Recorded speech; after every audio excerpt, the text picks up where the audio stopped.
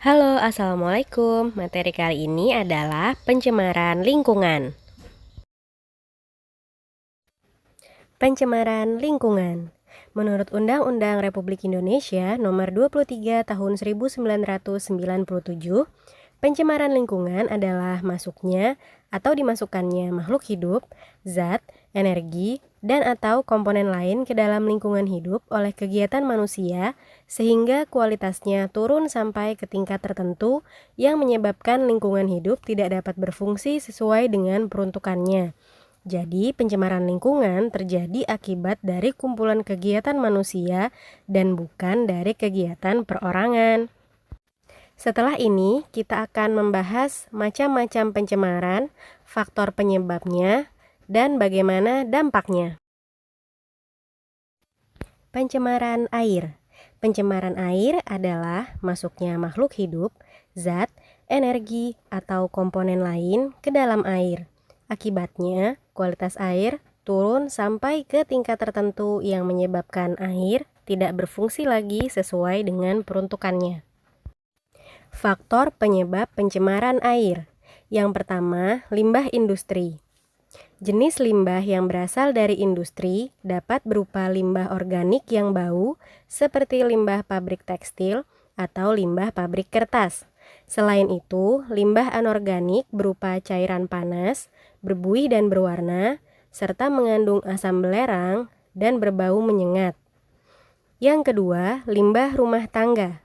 Limbah rumah tangga merupakan limbah yang berasal dari hasil samping kegiatan perumahan, seperti limbah rumah tangga, pasar, perkantoran, rumah penginapan, rumah makan, dan puing-puing bahan bangunan, serta besi-besi tua, bekas mesin-mesin, ataupun kendaraan. Yang ketiga, limbah pertanian. Pada sektor pertanian juga dapat terjadi pencemaran air, terutama akibat dari penggunaan pupuk dan bahan kimia tertentu seperti insektisida dan herbisida. Dampak pencemaran air. Yang pertama, penurunan kualitas lingkungan. Pembuangan bahan tercemar secara langsung ke dalam perairan dapat menyebabkan terjadinya pencemaran pada perairan tersebut. Misalnya, pembuangan limbah organik dapat menyebabkan peningkatan mikroorganisme atau kesuburan tanaman air, sehingga menghambat masuknya cahaya matahari ke dalam air. Hal ini menyebabkan berkurangnya kandungan oksigen terlarut ke dalam air, sehingga mengganggu keseimbangan ekosistem di dalamnya. Yang kedua, gangguan kesehatan. Air limbah yang tidak dikelola dengan baik akan menimbulkan berbagai penyakit. Tidak menutup kemungkinan di dalam air limbah tersebut mengandung virus dan bakteri yang menyebabkan penyakit. Air limbah juga bisa digunakan sebagai sarang nyamuk dan lalat yang dapat membawa vektor penyakit tertentu. Yang ketiga, pemekatan hayati. Coba kamu pikirkan apabila suatu perairan tercemar oleh bahan beracun. Bahaya dari bahan beracun itu dapat meresap ke dalam tubuh alga atau mikroorganisme lainnya. Selanjutnya, hewan-hewan kecil seperti zooplankton akan memakan alga tersebut dan kemudian zooplankton akan dimakan oleh ikan-ikan kecil dan ikan besar akan memakan ikan-ikan yang kecil. Apabila ikan-ikan besar tersebut ditangkap oleh manusia dan dimakan, maka bahan beracun tersebut akan masuk ke dalam tubuh manusia. Bagaimana dengan tubuh manusia jika sering makan ikan yang beracun tersebut? Yang keempat, mengganggu pemandangan. Kadang-kadang, air limbah mengandung polutan yang tidak mengganggu kesehatan dan ekosistem, tetapi mengganggu pemandangan kota. Meskipun air yang tercemar tidak menimbulkan bau, perubahan warna air mengganggu pandangan mata kita. Hal ini tentu mengganggu kenyamanan dan keasrian kota. Yang keempat, mempercepat proses kerusakan benda. Ada sebagian air limbah yang mengandung zat yang dapat diubah oleh bakteri anaerob menjadi gas yang dapat merusak seperti H2S. Gas ini dapat mempercepat proses perkaratan pada besi. Cara penanggulangan pencemaran air. Yang pertama, pembuatan kolam stabilisasi. Dalam kolam stabilisasi, air limbah diolah secara alamiah untuk menetralisasi zat-zat pencemar sebelum air limbah dialirkan ke sungai. Yang kedua, IPAL, instalasi pengolahan air limbah. Pengolahan air limbah ini menggunakan alat-alat khusus.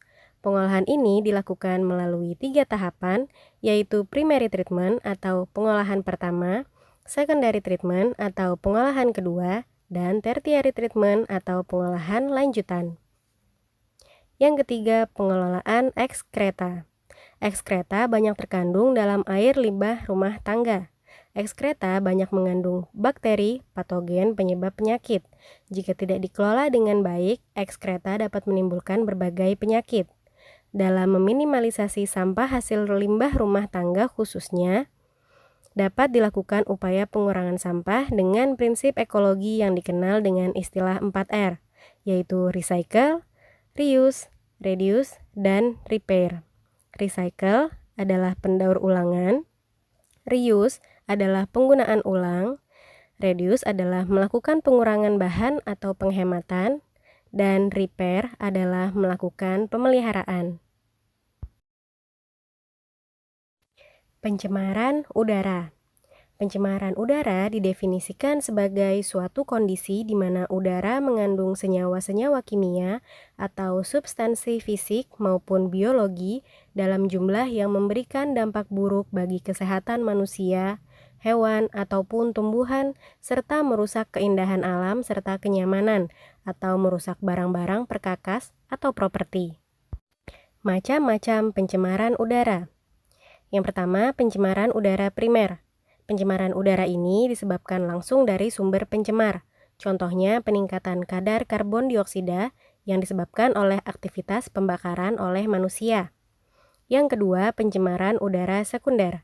Berbeda dengan pencemaran udara primer, pencemaran udara sekunder terjadi disebabkan oleh reaksi antara substansi-substansi pencemar udara primer yang terjadi di atmosfer. Misalnya pembentukan ozon yang terjadi dari reaksi kimia partikel-partikel yang mengandung oksigen di udara. Faktor penyebab pencemaran udara. Yang pertama, aktivitas alam. Aktivitas alam dapat menimbulkan pencemaran udara di atmosfer. Kotoran-kotoran yang dihasilkan oleh hewan ternak mengandung senyawa metana yang dapat meningkatkan suhu bumi dan akibatnya terjadi pemanasan global. Yang kedua, aktivitas manusia. Aktivitas manusia yang dapat mengakibatkan pencemaran udara antara lain pembakaran sampah, asap-asap industri, asap kendaraan, asap rokok, dan senyawa kimia buangan seperti klorofluorokarbon dan lain-lain. Dampak pencemaran udara. Pencemaran udara mengakibatkan kerugian bagi banyak organisme penghuni bumi. Dampak yang ditimbulkan dari pencemaran udara antara lain bagi kesehatan, tumbuhan, efek rumah kaca, dan rusaknya lapisan ozon. Pencemaran tanah. Pencemaran tanah adalah suatu keadaan di mana bahan kimia buatan manusia masuk dan mengubah lingkungan tanah alami. Faktor penyebab pencemaran tanah. Yang pertama, limbah domestik. Limbah domestik dapat berasal dari daerah seperti pemukiman penduduk, misalnya pedagang, tempat usaha, hotel, dan lain-lain, kelembagaan seperti kantor-kantor pemerintahan dan swasta, serta tempat-tempat wisata. Limbah domestik tersebut dapat berupa limbah padat dan cair. Limbah industri. Limbah industri berasal dari sisa-sisa produksi industri. Limbah industri juga dapat dibedakan menjadi dua macam, yaitu limbah padat dan limbah cair. Limbah pertanian. Limbah pertanian berupa penggunaan pupuk sintetik secara terus-menerus akan merusak struktur tanah, serta penggunaan pestisida secara terus-menerus akan mengakibatkan hama tanaman kebal terhadap pestisida tersebut. Dampak pencemaran tanah. Yang pertama, dampak pencemaran tanah terhadap kesehatan. Ada beberapa macam dampak kesehatan yang tampak seperti sakit kepala, pusing, letih, iritasi mata, dan ruam kulit untuk paparan kimia. Yang kedua, dampak pencemaran tanah terhadap ekosistem. Dampak pencemaran tanah terhadap ekosistem dapat memusnahkan beberapa spesies primer dari rantai makanan. Kemudian yang ketiga, dampak pencemaran tanah pada pertanian. Dampak pada pertanian terutama perubahan metabolisme tanaman yang pada akhirnya dapat menyebabkan penurunan hasil pertanian. Cara penanggulangan pencemaran tanah. Ada dua cara utama yang dapat dilakukan apabila tanah sudah tercemar, yaitu remediasi dan bioremediasi. Remediasi adalah kegiatan untuk membersihkan permukaan tanah yang tercemar. Ada dua jenis remediasi tanah, yaitu in situ atau on-site dan ex situ atau off-site. Pembersihan on-site adalah pembersihan di lokasi, sedangkan pembersihan off-site meliputi penggalian tanah yang tercemar dan kemudian dibawa ke daerah yang aman. Bioremediasi adalah proses pembersihan pencemaran tanah dengan menggunakan mikroorganisme atau jamur dan juga bakteri. Bioremediasi bertujuan untuk memecah atau mendegradasi zat pencemar menjadi bahan yang kurang beracun atau tidak beracun. Terima kasih sudah menonton. Jangan lupa like, komen, share, dan subscribe. Assalamualaikum warahmatullahi wabarakatuh.